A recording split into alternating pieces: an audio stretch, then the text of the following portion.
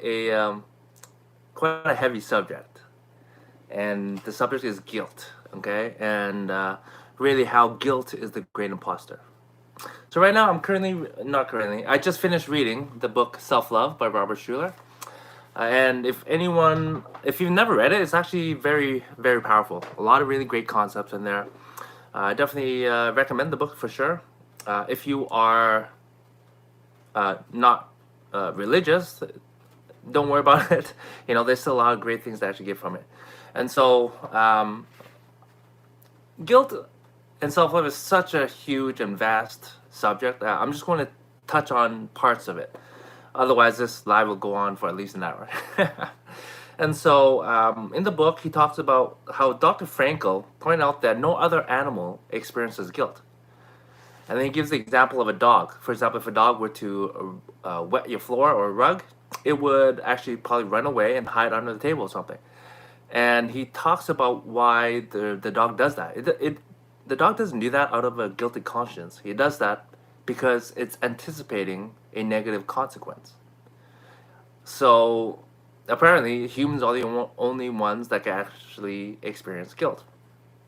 And so, what is guilt? Authentic guilt. He writes in here, authentic guilt is the negative emotion experienced by a conscious mind that passes a personal moral judgment upon itself. Wow. Again, this can be quite a heavy topic. And so, how often do you feel guilt? And my next question is, does it serve you? Or does it hurt you? Because if you have a lot of feelings of guilt, it could definitely lead to or be intermixed with feelings of shame, which definitely does not help you with loving yourself. And so, let's see here. A lot of times, people will feel guilty for a number of reasons. I'm unpopular, so I'm not good enough. I don't call my mom enough, or it could be I'm making too much money, so I don't spend enough time with my family, my kids, my wife.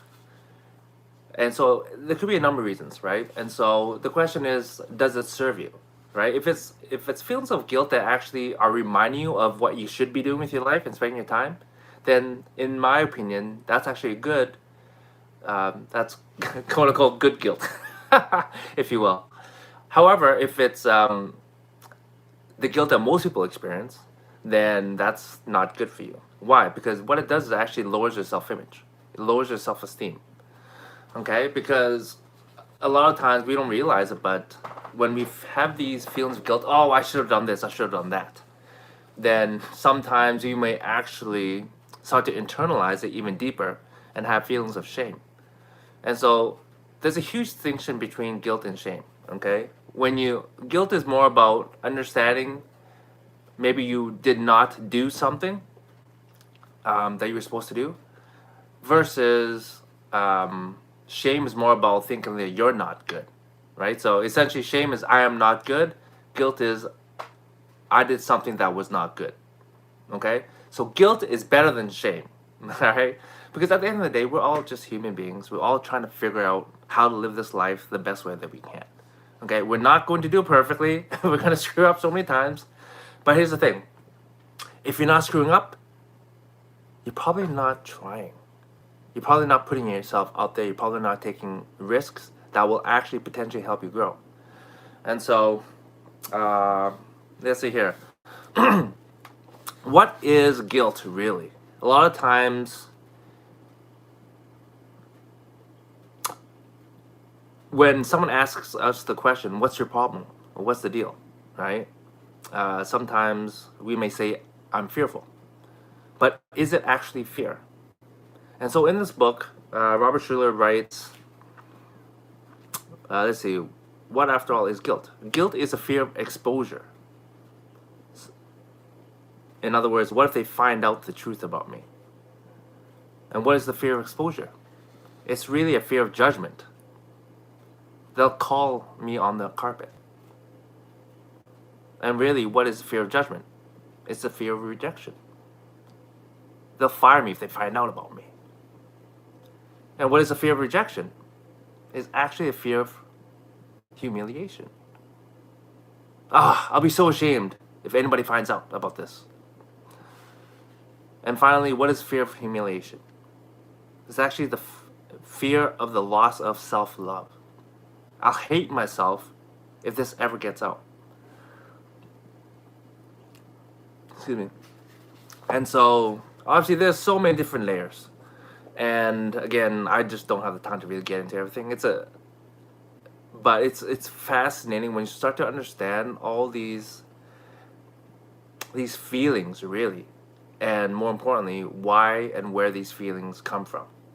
And so, to me, it was fascinating because I really never thought about that way. When I have feelings of guilt, sometimes like, I should be doing this, I should be doing that. But at the end of the day, I always try to use it in a positive way. And so I always ask myself, is this serving me? And if it's not serving me, I try to let it go as fast as possible. If it is serving me, then I'll use that energy to focus my time and energy on the things I'm supposed to do. Right? For example, let's say I feel guilty for watching a movie because I haven't done what I was supposed to do in a certain area. Well, guess what? I'm not going to really enjoy my experience, right? And so I can use that feeling of guilt, if you will, to actually go do what I need to do.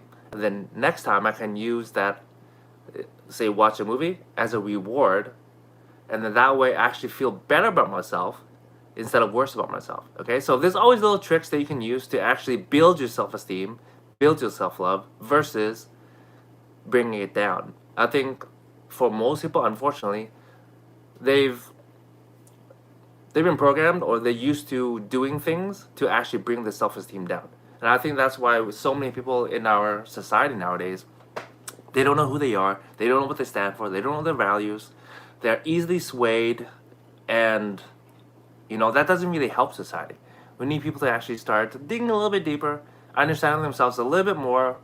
And what I mean by that is, when you have certain emotions, especially if they're strong ones, do you know what that means? Do you know why you're feeling that way? And if not,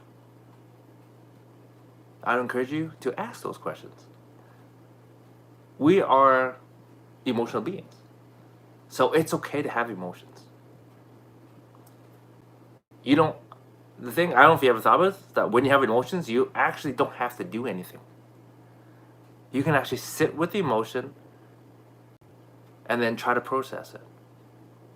What is it I'm feeling? Is it hurt? Is it anger? Is it frustration? Is it fatigue?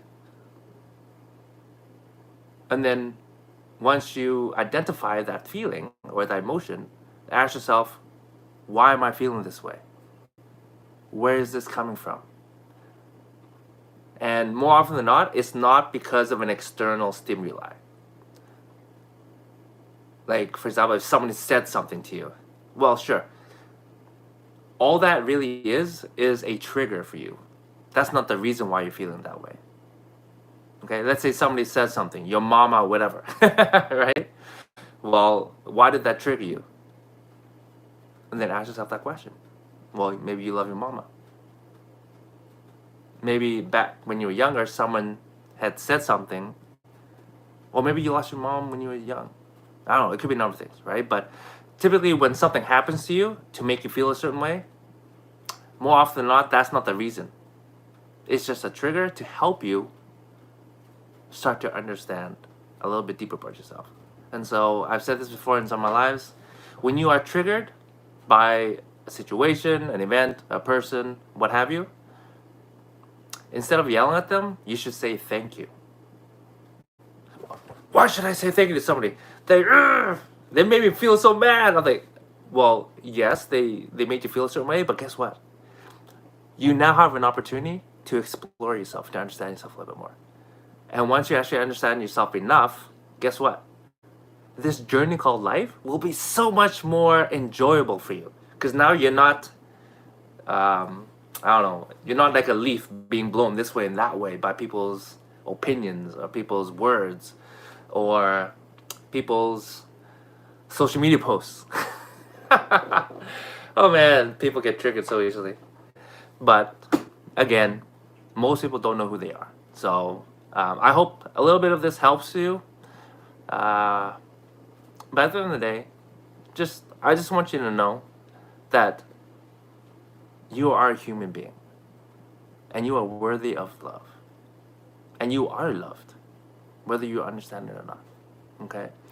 Anyway, I love you, and I'm just gonna stop it there, and hope you have a phenomenal rest of your weekend.